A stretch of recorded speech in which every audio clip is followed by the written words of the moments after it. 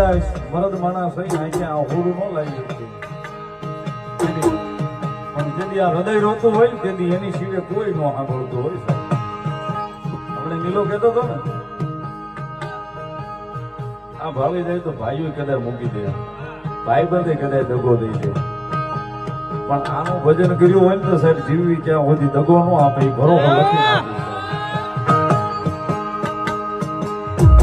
એટલા માટે રુધિયો રોવે રે મારો રુધિયો રોવે રે, રુધિયો રોવે રે મારો રુધિયો રોવે રે, કુળદેવી ચામુંડ વિના રુધિયો રોવે.